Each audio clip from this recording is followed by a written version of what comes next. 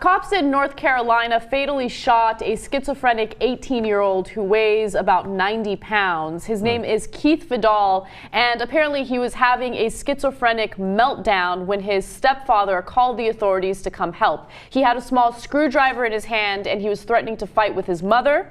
Now, a number of things happened. First, authorities showed up to the scene, about 3 of them, and they were able to subdue him. They restrained him, and after that happened, about 13 or 14 minutes later, more cops showed up to the scene, and even though this teen was restrained, according to the stepfather, they proceeded to tase him again, and then a cop shot him. Now, according to the father, he says, or the stepfather, he says, then all of a sudden, the Southport cop came, walked in the house, and said, "I don't have time for this. Tase him. Let's get him out of here."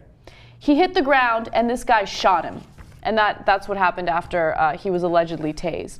Right now, there's a detective in the area that has been placed on leave as an investigation continues. However, no police officers have been placed on leave. We don't know the identity of the person who allegedly shot and killed the 18-year-old, but an investigation definitely should take place, especially since there were a number of witnesses that saw this happen, and they believe that their son was killed for absolutely no reason. So that detective is on paid leave, by the way. Okay. So now, look, if you think, you just look at it from a macro picture and you say, well, look, the kid is having a schizophrenic episode. He's got a screwdriver. I can understand a cop being worried and misunderstanding the situation, and we all make mistakes and they have a tough job, etc.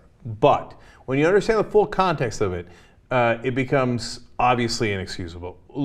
And look, they'll do an investigation and they'll get more into the details, but let me give you the details we already have. So, number one, other cops are already on the scene. And remember, they got called in because the parents called it in. They said, look, we're having trouble restraining our son. Can you help us? Can you help us with our son? Not shoot our son. Can you help us? Okay. Cops come in from Brunswick County dispatchers, right? The cops that came in from told the county dispatchers several times that everything was okay. Yep. They were there for 14 minutes. So they got the kid restrained. They call into the dispatcher several times. Everything's okay. They've been there all that time. The new cop that comes in, the one that's in question here, right? In 70 seconds, by the time he had walked in, so that's just a minute and 10 seconds, he had already shot the 18-year-old. Okay, tased and shot. Now, see, he didn't necessarily do the tasing, right? Right. So, obviously, he didn't give enough time to see the situation through. Now, the dad says, he said, I don't have time for this.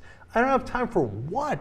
You don't have time? This is what you do for a living. This is what you should have time for. You don't have a minute and a half to see why they called it in, if the kid's been restrained or not. So what you're going to do is just shoot him and kill him? That's exactly right. And also, when you're dealing with a 90-pound 18-year-old and you have tasers, and let's say, worst case scenario, these cops are actually correct in that their lives were in danger. They say that this was self-defense, right? If that was actually the case, why didn't you use your taser? Why did you pull out a gun and shoot a 90-pound 18-year-old? Let's say that he's not 90 pounds. Let's say he's 110 pounds. Okay, let's add 20 pounds to him. You have no reason to shoot him and kill him. You have other ways of restraining him. And it's not like there was only one cop there. There were multiple police officers there. Really? You have to resort to shooting him when you have multiple police officers there, when you have a taser, and when you're dealing with an 18-year-old that has a screwdriver. Yeah, and by the way, the witnesses on the scene say that it was a small screwdriver. It was not like anybody was in mortal danger. Obviously, the kid was having an episode, and they needed help with him, right? But you've got many cops there. He's restrained, shooting him. I would be shocked if there were a fact pattern here that would justify it, right? Yeah. Right now, it looks really, really bad.